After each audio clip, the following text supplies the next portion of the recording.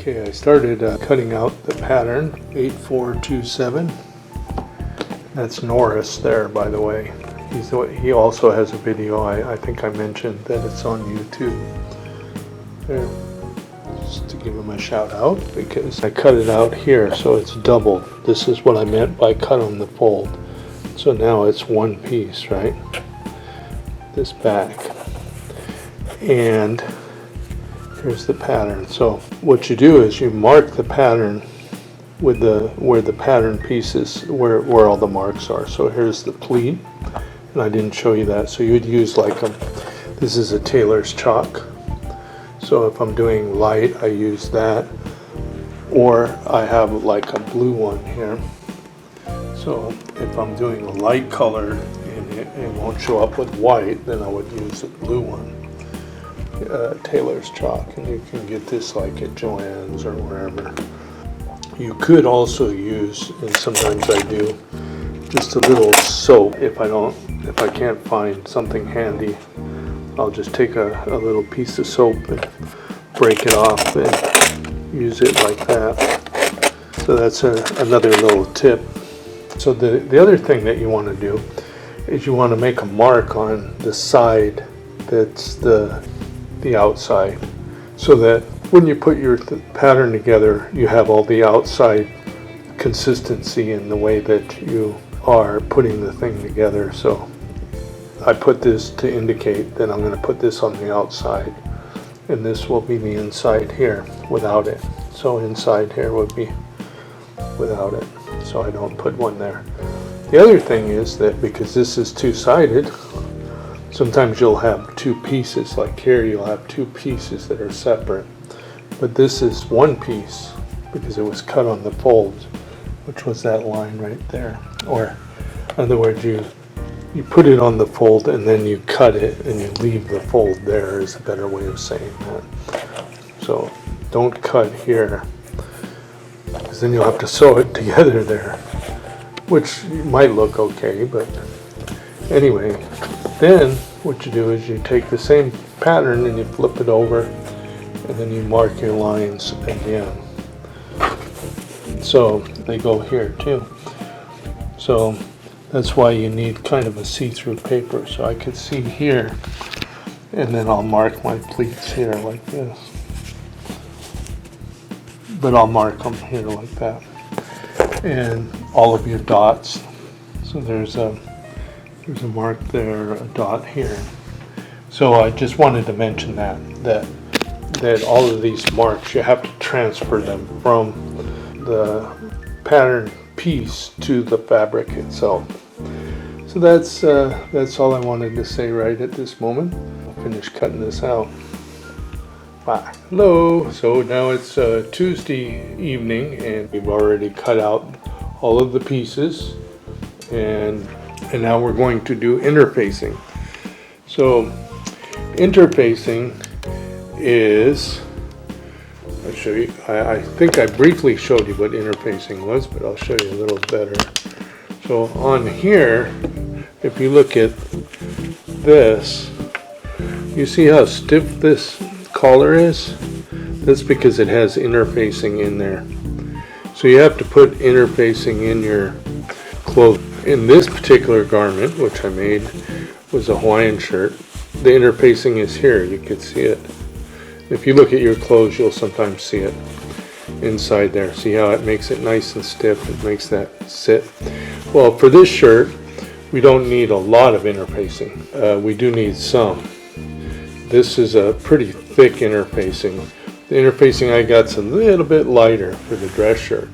So over here, if you look at this, here, this is the dress shirt, and I did make the collar a little bigger like I mentioned, so we'll see how that comes out. But you can see that stiffness in there is caused by the interfacing. So the way you know what to interface is, if you look here on this, on the directions, you'll see interfacing, and it'll show you how many pieces and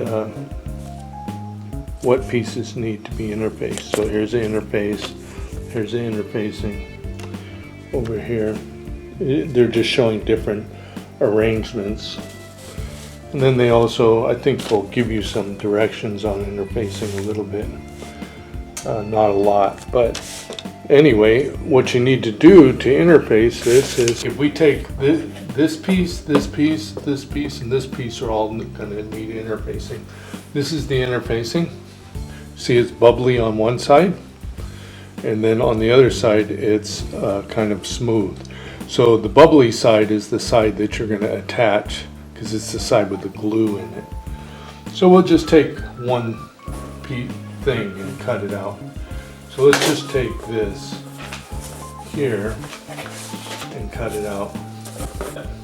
I generally cut it a little smaller than the piece. Now remember I told you about the scissors, that I have different kinds of scissors. Well, this one I will use the paper scissors for. So I'm just going to cut it out here. So I'm going to go here. I'm going to kind of look at it. I'm going to make a little bit of an edge on it. I mean, it doesn't have to completely cover it. So I'm going to go ahead. Because you have the seam allowance, so you don't need to, when you cut off 3/8 of an inch, you don't need this in the 3/8 of an inch. So here I'm cutting.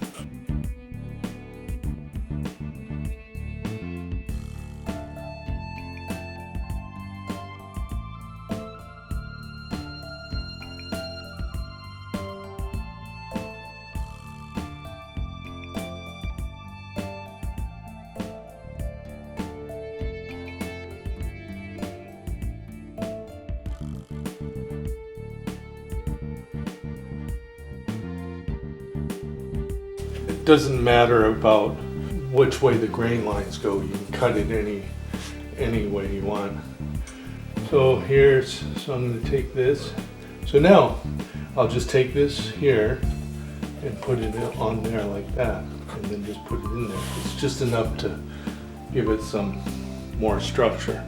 But basically you'll take this, you'll cover it with something. Sometimes I just use, okay, so now this is the side, the outside, so we know that because we put the X there, right? So then we're going to put this on the inside. So we'll just put it there like that.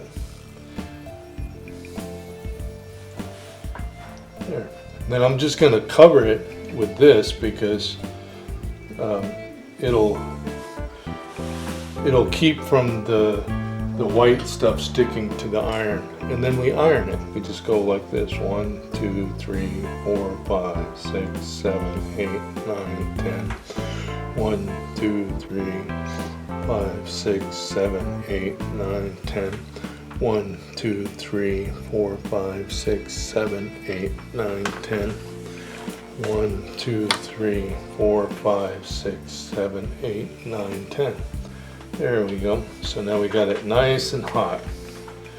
So we have fused the interfacing to it.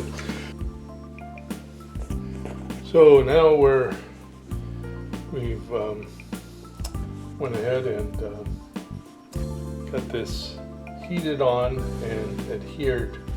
Now you could make a lot cleaner than this, but it really doesn't matter because it's going to get the seam allowance. It's going to be inside of the seam allowance, which is 5/8 pretty much. So you don't want a lot of bulk anyway, but this will add some stiffness to it. So you can see that already, but this is much different than, say, this without one. See, it's like that. Here you can see the difference, right? So that's the reason for interfacing, and that's how you put it on. And that's the step after cutting out. You want to get all your interfacing on. So I'm going to go ahead and put the rest of the interfacing on. This little piece here just has a little piece of interfacing, and then it gets folded in. So it'll interface here, and then when you make the tab, you fold this, which you'll see is kind of neat. And this is for the sleeve placket. Give you an idea, it's that right there, sleeve placket. So I'm going to go ahead and start pulling out my machines, and then we'll start sewing this all together. Ooh.